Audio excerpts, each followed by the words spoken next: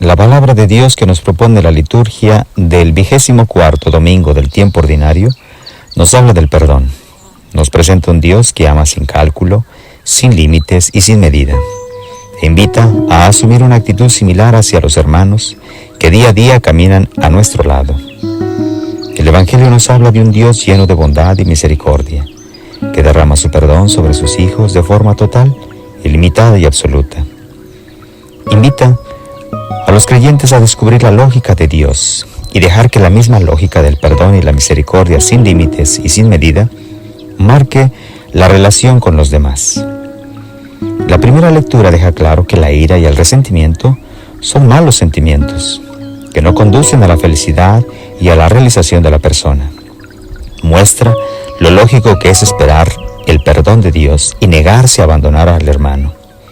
Y advierte que nuestra vida en esta tierra no se puede estropear con sentimientos que solo generan infelicidad y sufrimiento. En la segunda lectura, Pablo sugiere a los cristianos de Roma que la comunidad cristiana debe de ser el lugar del amor, del respeto al otro, de la aceptación de las diferencias, del perdón.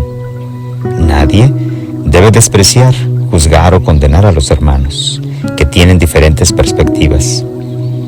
El seguidor de Cristo debe recordar que hay algo fundamental que nos une a todos: Jesucristo, el Señor.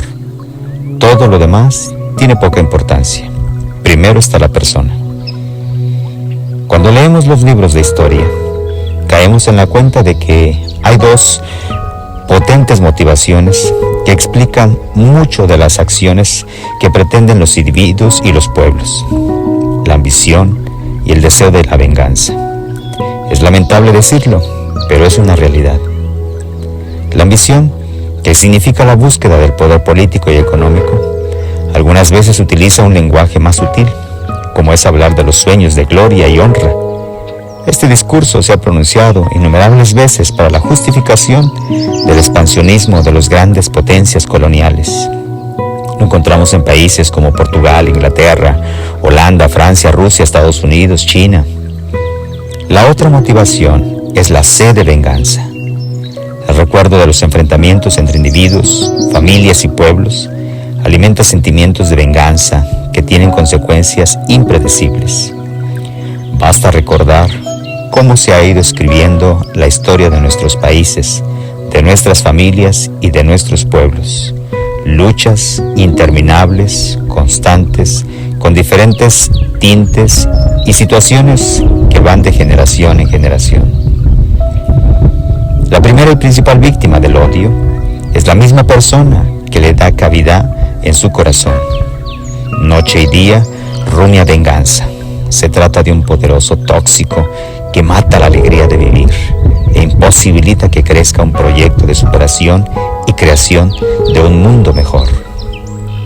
Las lecturas de este domingo nos invitan a ver los acontecimientos de la vida, no desde la orilla del odio, del rencor, sino desde la otra orilla, la orilla de la reconciliación y del perdón. En el libro del Eclesiástico leemos: el rencor y la ira son cosas detestables. Si uno guarda resentimiento contra su prójimo, ¿cómo puede pedir a Dios la curación? Somos muy incoherentes, pues queremos que Dios nos perdone y olvide nuestras infidelidades, pero somos implacables con aquellas personas que nos han ofendido y en nuestro corazón vamos llevando una rigurosa contabilidad y estamos buscando la oportunidad para saldar esas cuentas pendientes. El Salmo 102 proclama que el Señor es compasivo y misericordioso.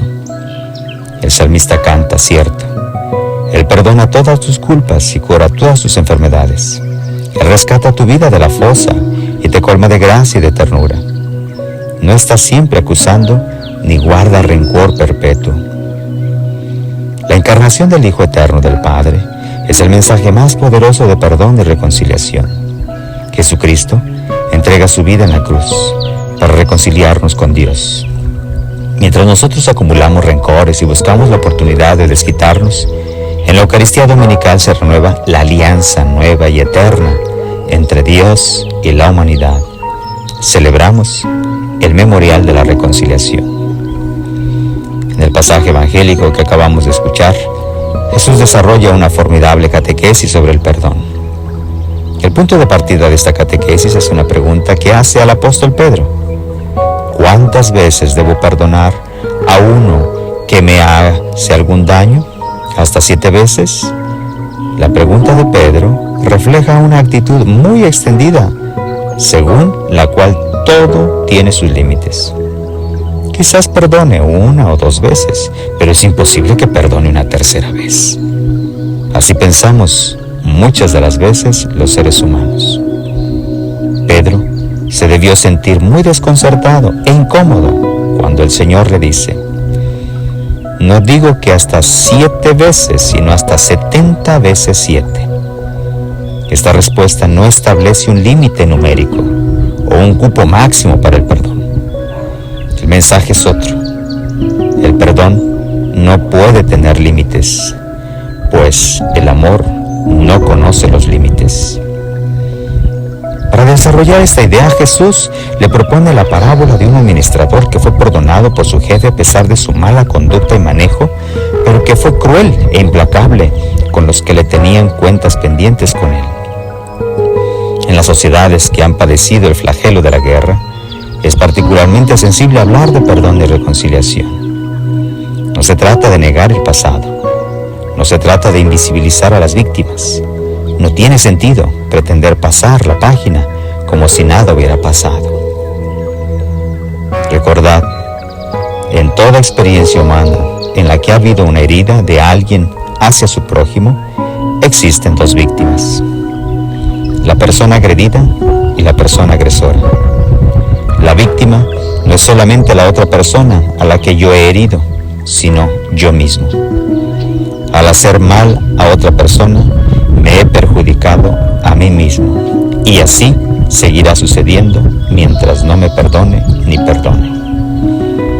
Desde esta perspectiva, la parábola que Jesús nos cuenta este domingo nos invita a colocarnos de ambos lados de la experiencia, a veces como personas perdonadas, pero no sanadas.